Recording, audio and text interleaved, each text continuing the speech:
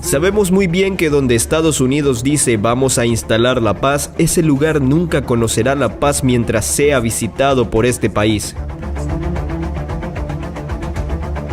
City, and that live shot will show you a picture of the Manhattan courthouse where we understand the grand jury has been meeting. That same grand jury has voted to indict former President Donald Trump. I want to bring in CTV's Washington Bureau Chief Joy Malbon, who's in D.C. for us. Hey, Joy, thanks for making the time.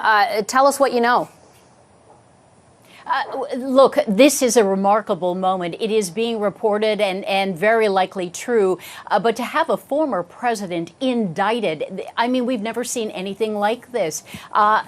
This all stems from the hush money payment scheme. And there was a suggestion that, you know, on the scale of what Trump has been charged with, from the January 6th election interference to misuse of classified documents, that this was kind of small and insignificant. But the Manhattan grand jury has indicted Donald Trump for these hush money payments. What we don't know is what is in the sealed document. It is under seal, but he is, you know, could be charged for falsifying business records, which could be a felony or a misdemeanor. And Alvin Bragg, the district attorney, they have to show that Mr. Trump had an intent to defraud. And this all has to do with paying off a porn star, Stormy Daniels. We saw a parade of witnesses, including Michael Cohen, a former fixer who once said he would take a bullet for Donald Trump, testify that Donald Trump instructed him to pay off Stormy Daniels. So was this defrauding, falsifying business records, or does it get bumped up? We don't exactly know because, of course, it is under seal. But the vote to indict is just a remarkable, remarkable moment in history. Are you admitting that Joe Biden did get the prosecutor in Ukraine fired? I think it's very clear that Vice President Biden, along with all of our allies in Europe, pressured Ukraine to fire a corrupt prosecutor general who was not charging corruption cases that would have included potentially Burisma. Corruption with his son's company? Yes. In fact, if what he wanted was the prosecutor general to prosecute corruption, and the allegations that you are making and that the Russians are making, because this is all part of Russian propaganda, is that Burisma was corrupt and Joe Biden was trying to stop an investigation into Burisma.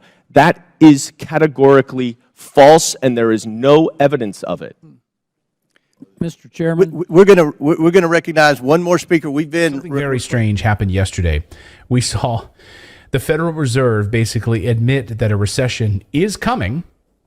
Run for the hills. You should start dumping the U.S. dollar, while at the same time telling us that U.S. banks are fine. Like, the banking system is fine, but yes, we are heading for a recession. So basically, speaking out of both sides of their mouths, we have some exclusive video of Jerome Powell as he was heading into this meeting trying to fix the U.S. economy. Take a look at this video. So this is Jerome Powell trying to save the U.S. economy right now, really by just doing whatever they can to kind of shovel crap at things and hope that it will stick. Well, we have to at least give him a little bit of empathy because he was in a no-win situation. If he didn't raise rates as they had planned to do, it would signal a crisis, precipitated by the loss of so many big banks. If he did raise rates, it would slow down an economy that's clearly in a crisis. So it was a rock and a hard place. Perhaps, or you could say that they waited way too long, artificially keeping interest rates low in order to, and printing all sorts of fake money. So why? Sure, but we're talking about the choices he had now, both of which were bad.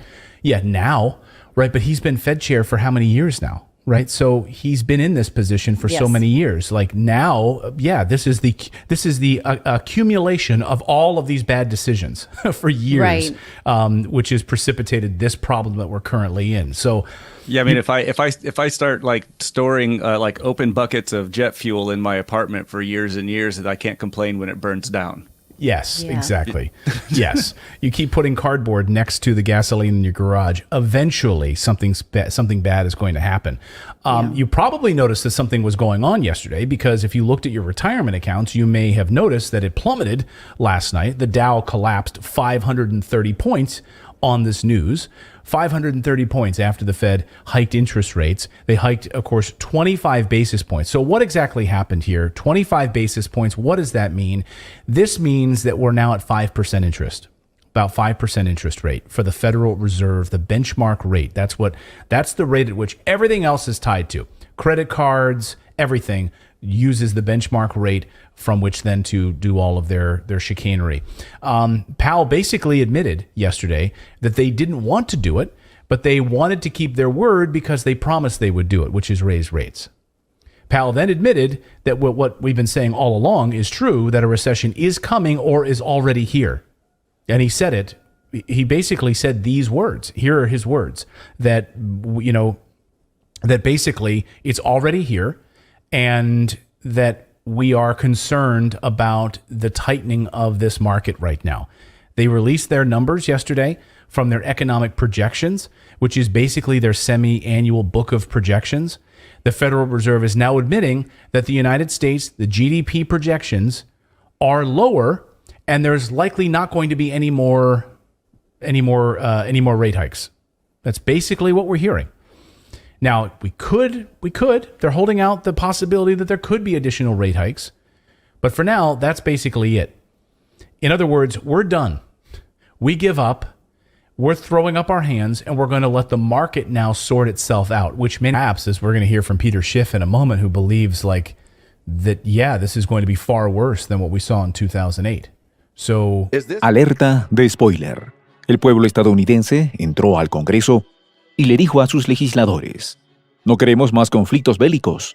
Paren de mantener a Ucrania y a su presidente. Sus problemas no son los nuestros.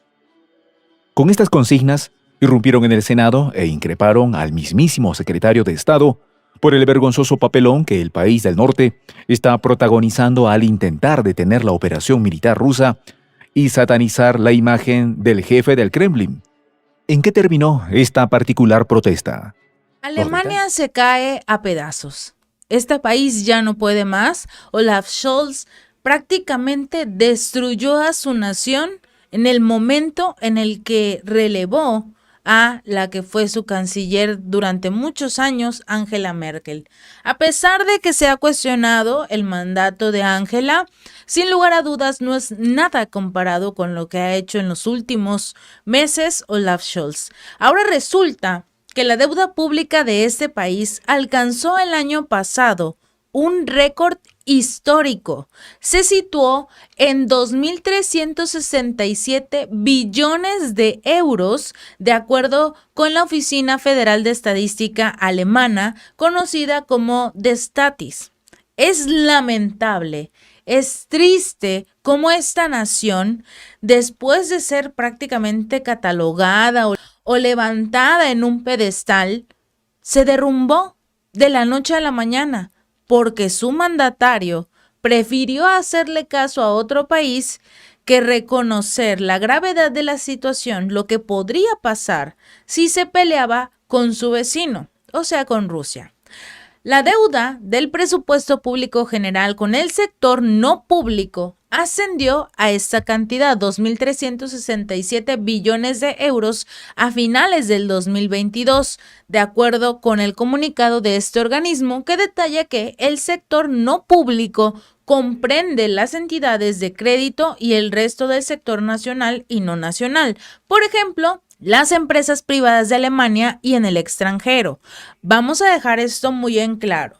Estas empresas alemanas, las empresas del extranjero, desde el año pasado no auguraban nada bueno para Alemania. Desde que iniciaron las sanciones por este conflicto militar, Alemania ya sabía lo que iba a pasar. Pensaron, hasta cierto punto, que Rusia sería el que se derrumbaría, que su economía no iba a aguantar la presión de toda la Unión Europea junto a Estados Unidos contra él. pero no esperaban un plan de respaldo que tenía Vladimir Putin. Ahora, y como bien decís vos, cuando la agenda internacional lo marca, C5N presente, en este caso en el centro del poder político y económico del mundo. The word threw a party in the county jail. The prison band was there and they began to wail. The band was jumping and the joint began to swing. You should have heard a knocked out jailbird sing, let's rock. Everybody, let's rock. Everybody in full cell block was dancing to the jailhouse rock. Spider Murphy played the tenor saxophone. Sleepy Joe's blowing on the slide trombone. The drummer boy from Illinois went crash, boom, bang. The whole rhythm section was a purple gang, let's rock. Como lo es Washington, donde esta tarde se va a concretar esta reunión bilateral. Por primera vez una reunión que va a estar ampliada a gabinetes de ambos gobiernos. Es la tercera reunión que me toca cubrir de presidentes argentinos que han pasado por la Casa Blanca, pero es la primera vez que se da esto de tan extensa y donde van a participar los funcionarios del gobierno argentino y los funcionarios del gobierno norteamericano, con la presencia, te diría, muy importante de la secretaria del Tesoro norteamericano, es decir, va a estar la cabeza política de la administración de Estados Unidos y la cabeza económica. Pero estamos con el canciller Santiago Cafiero. Canciller, muchas gracias, buen día, ¿cómo se encuentra?